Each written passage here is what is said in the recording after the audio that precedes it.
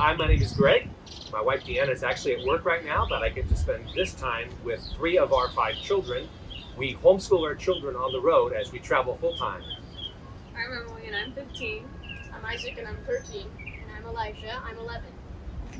And one of the things we're talking about right now is government and how our country runs and the importance of this election. We wanted to take the time to make this video to help other people think through the issues of our time. In any election, we have a duty to weigh the issues on the ballot and then vote our formed conscience in an attempt to hand on the best possible world to our children and the next generation. Each of the 4 issues we're going to share with you today has the potential to affect our lives, both based on how serious each issue is and the number of people that it affects. With so many serious issues in our time, it can be daunting to think them all through and then decide how it is best to vote. One of the things we're talking about is how seriously we take the responsibility to vote in a way that maximizes the good or at least prevents the harm for the most people possible. The first issue we want to talk about today is the need for prison reform. For this video, we chose the color yellow to represent that need. The need to change our incarceration and justice system in the United States. This cup reflects our country and all the issues that we're dealing with. There's no way we can cover them all. We're only picking 4. So yellow represents the need for prison reform.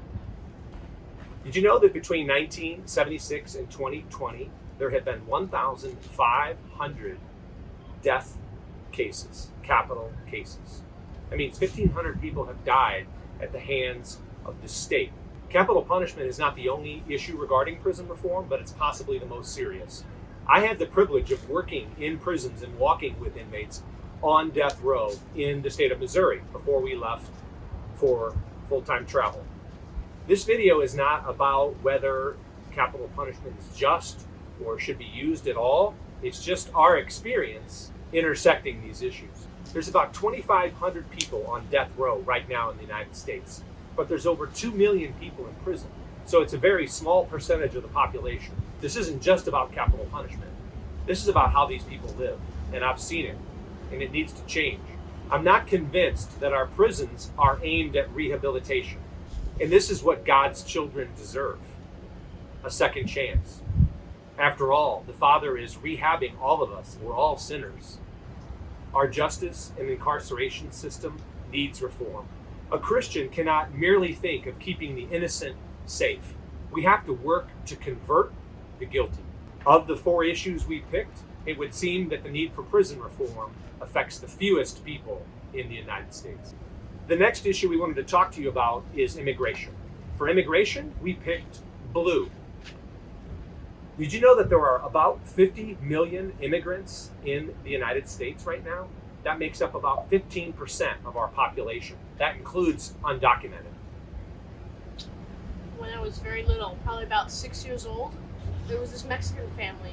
They came to visit their son from Mexico, who was working there illegally to earn money for their family. He got into a car accident, and everyone in their neighborhood worked up a whole bunch of money so that they could buy flights to fly back to their son to visit him for the last couple days of his life. We didn't speak Spanish.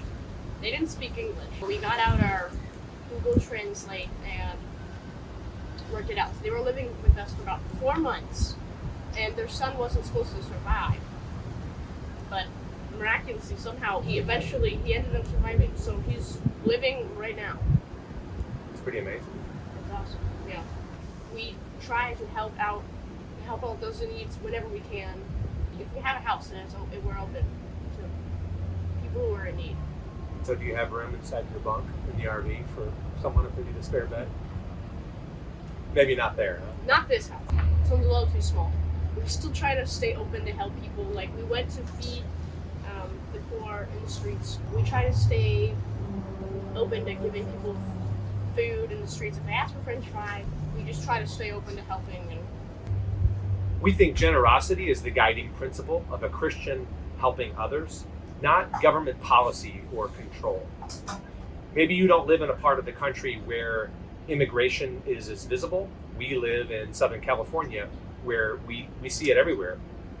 This issue is a little bit heavier and affects more people in our country than prison reform. Next up is the environment, and we picked green for obvious reasons. So we try to live this one all the time too. Just yesterday when we were at the grocery store, we looked around and saw garbage literally everywhere on the parking lot. What'd you guys do? We grabbed a shopping cart and we went and grabbed all the trash and put it in the shopping cart and rode around just the whole parking lot getting a bunch of trash. And another example is from in Disney. You could tell because the employees work so hard to pick up the trash. Disney does a really good job, and they pick up the trash everywhere, and it looks so clean. And you can't really go to a resort or a park within it just not being so stressful when there's trash everywhere. Yeah, trash is and mess is chaotic. It doesn't help you relax, does it? There's a lot of dirty water when you're going on boat rides or just in your walking in your backyard or in the park. So God put us in charge of this earth and taking care of it and handing it on to the next generation. So maybe we should act like it more. All right, good job. Even though the environment isn't as serious as other issues on the ballot, it does affect everybody. And it's more serious than cute little phrases like, give a hoot, don't pollute. This is all of our responsibility to take care of the earth we've been given as a gift. The last issue we picked is the one that we feel is the most important, and that's abortion.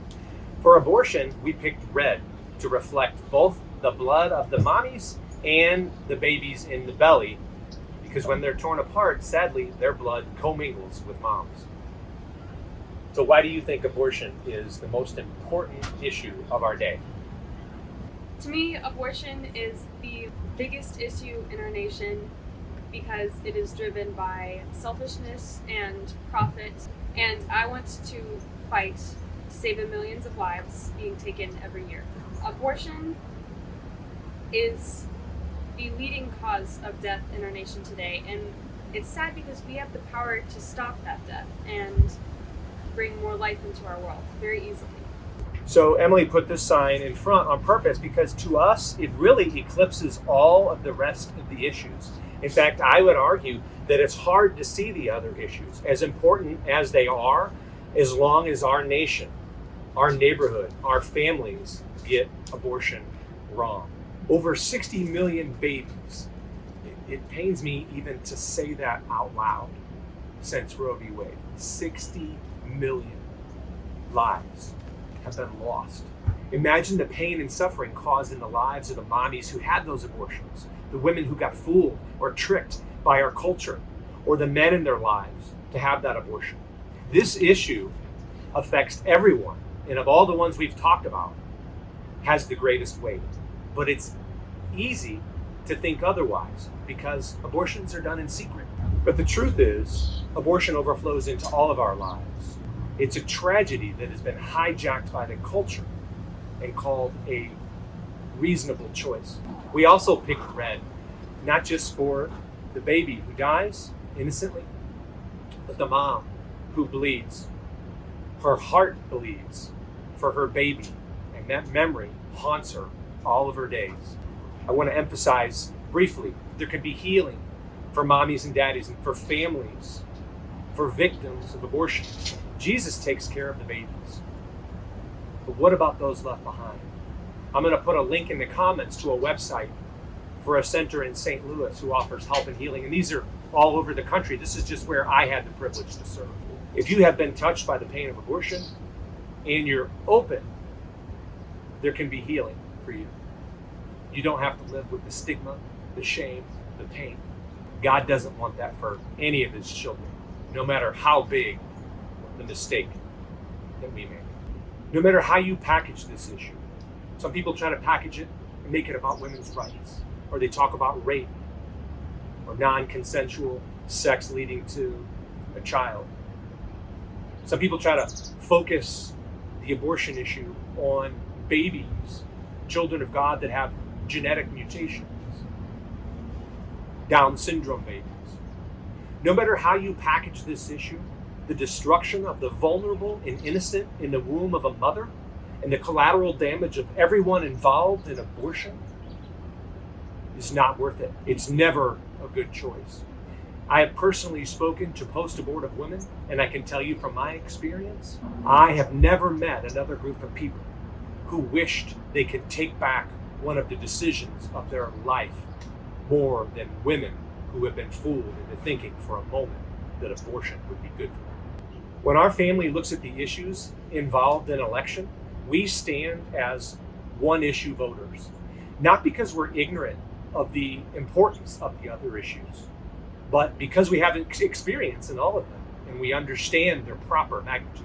Each issue stands alone with its own gravity based on how much good or bad can be caused for the citizens by proper management of that issue. When you add up the magnitude of poor policies regarding prison reform or immigration or the environment all together collectively, and all the other issues I can think about that are relevant today, they pale in comparison to the damage caused by this one issue.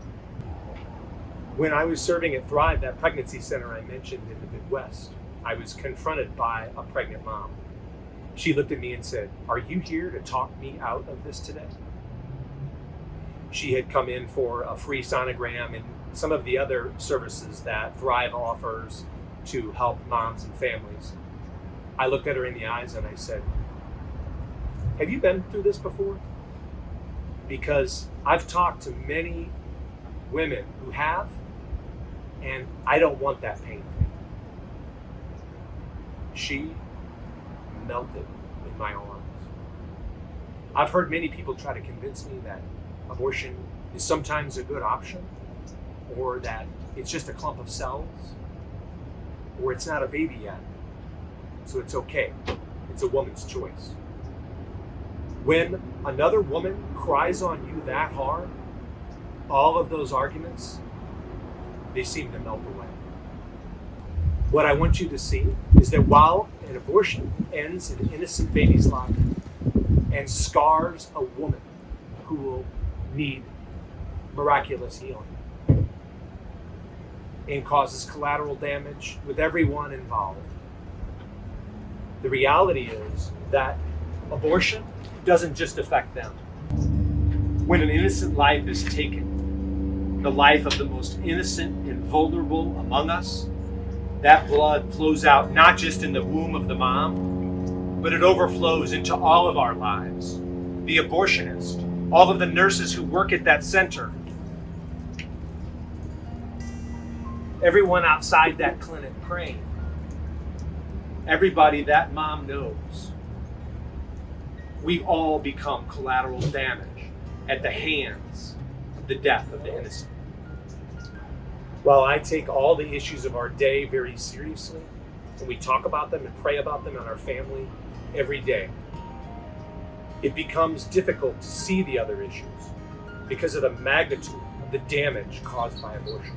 This one issue touches so many and runs so deep. This election begins and ends with abortion. Knowing what I know, I cannot in good conscience ever vote for anybody who supports this kind of destruction. This video is not an endorsement, but a plea. Please set aside your personal feelings about particular candidates or political parties. Let's get beyond that. Please don't be fooled by popular philosophies that tout that all moral or societal issues carry the same weight, because they do not.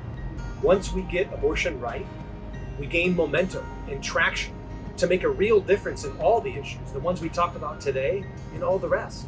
Then when you and I visit prisons or volunteer for the EPA or try to help people coming to this country from others to make a better life for themselves, we will be standing on the foundational principles of helping the most vulnerable. And I cannot think of a better place from which to start. Through this election and through the way we live, let's you and I build a future that we're proud to hand on to our children.